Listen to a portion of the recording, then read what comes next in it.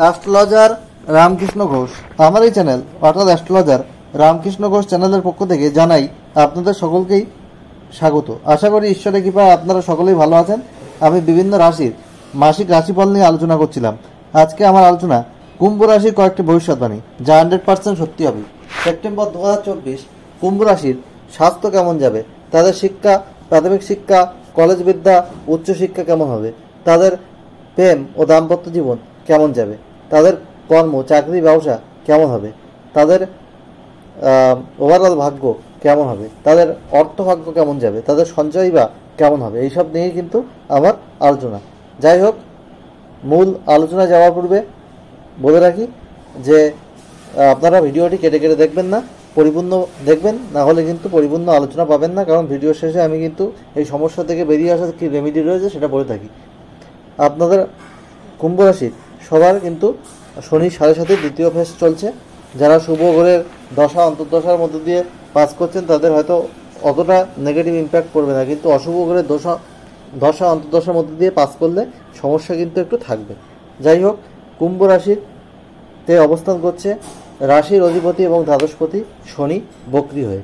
দ্বিতীয় অবস্থান করছে রাহু, অষ্টমে অবস্থান করছে কেতু। রাশির চতুর্থে অবস্থান করছে দ্বিতীয় ও একাদশপতি বৃহস্পতি। পঞ্চমে অবস্থান করছে মঙ্গল, এদের দশমপতি, আর এদের তৃতীয়পতি। আর এদের সপ্তমে অবস্থান করছে রবি। 16ই সেপ্টেম্বর কিন্তু রবি এদের অষ্টমে গোচর করবে এবং এদের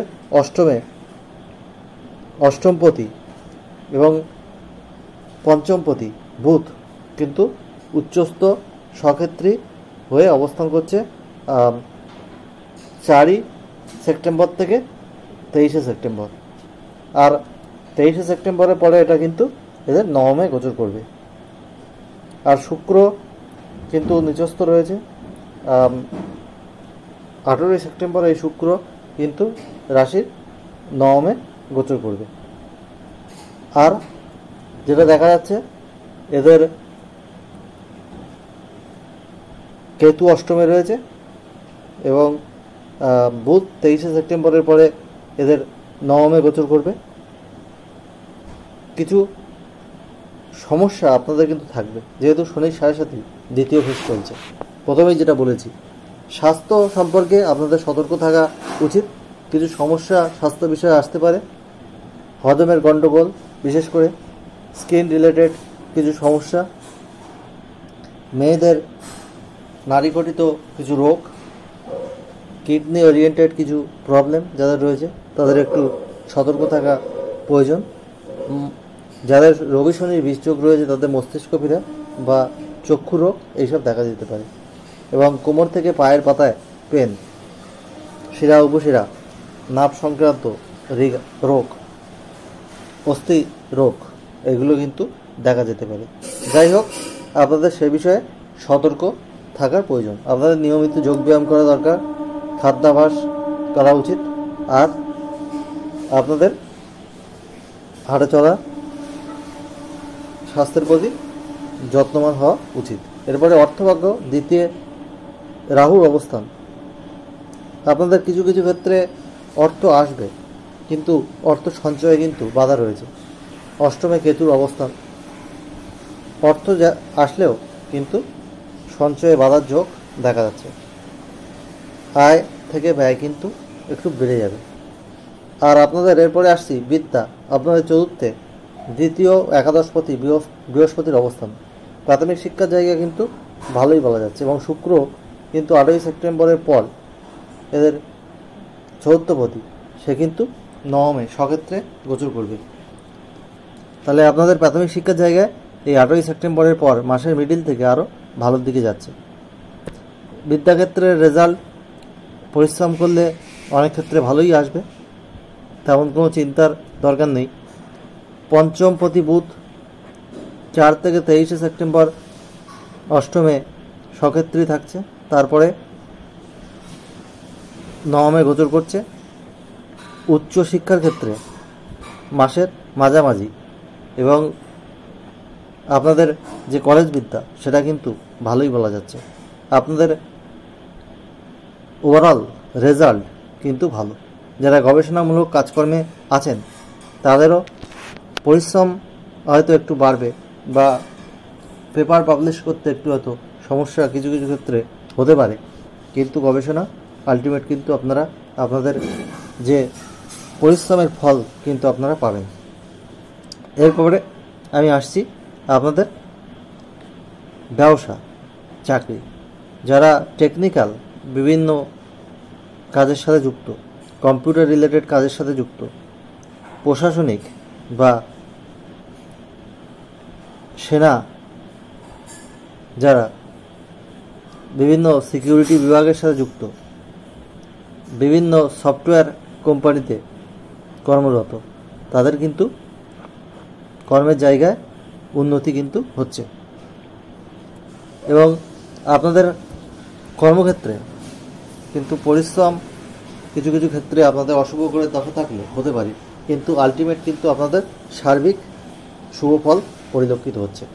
ব্যবসার ক্ষেত্রে আপনাদের কিছু কিছু সমস্যা আসতে পারে, তবে এমন নয় যে আপনাদের ব্যবসা একেবারে বন্ধ হয়ে যাবে বা চলবে না, তা নয়। ব্যবসা আপনাদের ভালো হবে। 16ই সেপ্টেম্বর থেকে 16ই সেপ্টেম্বর পর্যন্ত আপনাদের শনি রবি যোগ থাকলেও কিন্তু রবি সেখানে স্বক্ষেত্রে থাকছে এবং শনিও স্বক্ষেত্রে থাকছে, সেক্ষেত্রে কিন্তু মোটামুটি ভালো যোগ। তারপরে আপনাদের 16ই সেপ্টেম্বরের পর যখন আপনাদের সপ্তমপতি অষ্টমে চলে যাবে, তখন কিন্তু ব্যবসার ক্ষেত্রে একটু, বিশেষ করে যারা পার্টনারশিপ বিজনেসের সঙ্গে যুক্ত, তাদের কিছু সমস্যা কিন্তু হতে পারে। এবং আপনাদের কোনো বড় ইনভেস্টমেন্ট করার ক্ষেত্রে কিন্তু ডিসিশান ঠিকঠাক নিতে হবে। কোনো হঠকারী সিদ্ধান্ত কিন্তু আপনারা নেবেন না, তাহলে আপনাদের ভালো হবে। আর এরপরে আমি যেটা আসবো সেটা হচ্ছে আপনাদের দাম্পত্য জীবন। দাম্পত্য জীবনে যাদের জন্মছকে শনি রবির বিষযোগ আছে, তাদের কিন্তু কিছু সমস্যা আসতে পারে। দাম্পত্য জীবনে ছোটোখাটো মনের অমিল হওয়া, মিসআন্ডারস্ট্যান্ডিং এগুলো থাকতে পারে।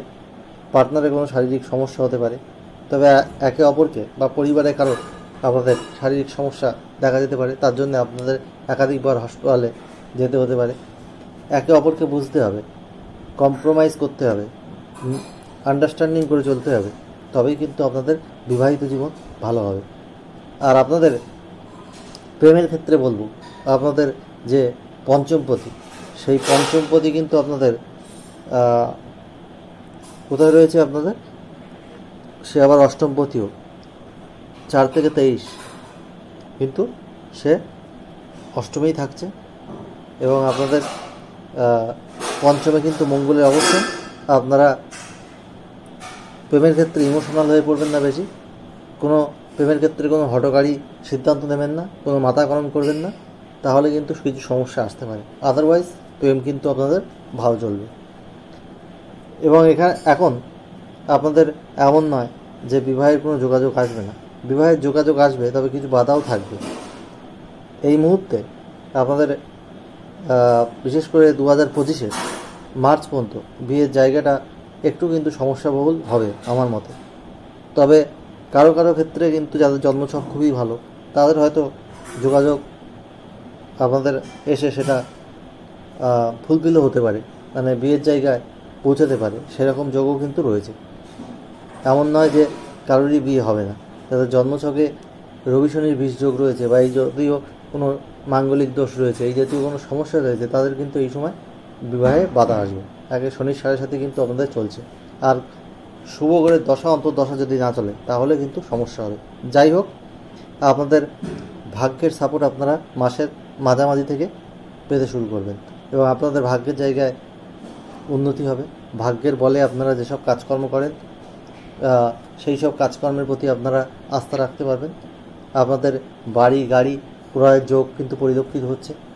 কোনো সম্পত্তি প্রপার্টি এইসব যদি আপনারা কিনতে চান, সেপ্টেম্বর মাসে কিনতে পারেন, তবে হঠকারী কোনো ডিসিশন নেবেন না। যা কিছু করবেন সব কিছু ভেবে চিন্তে করবেন।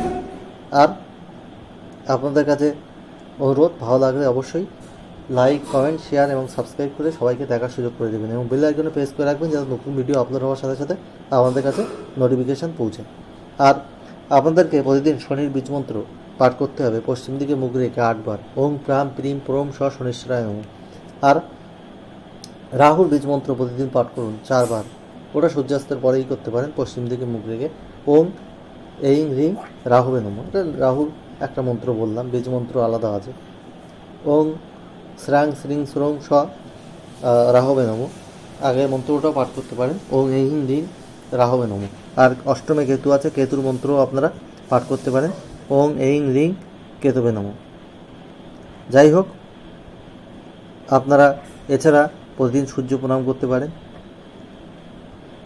সূর্য মন্ত্র সহযোগে, যাদের বিবাহের ক্ষেত্রে যদি সমস্যা আসছে বিশেষ করে। আর একটা জিনিস আপনারা করতে পারেন, শুক্রের বীজ মন্ত্র প্রতিদিন মাসের মাঝামাঝি পর্যন্ত 6 বার পাঠ করুন।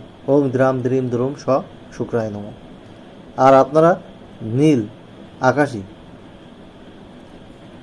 লাল, সবুজ, সাদা রং বেশি ব্যবহার করুন। হলুদ, সোনালি, ক্রিম, গোলাপি এইসব রং কিন্তু কম ব্যবহার করবেন, আপনাদের পজিটিভিটি অনেক বাড়বে আশা করছি। আর আমি well qualified astrologer, GATE NET SET qualified, engineering কলেজের অধ্যাপক এবং মাল্টিপল প্রফেশনের সঙ্গে যুক্ত আমি একজন গীতিকারও। আমার গানের চ্যানেলের লিঙ্ক কিন্তু এর সাথে আছে, আপনারা আমার প্রোফাইল দেখে নিতে পারেন।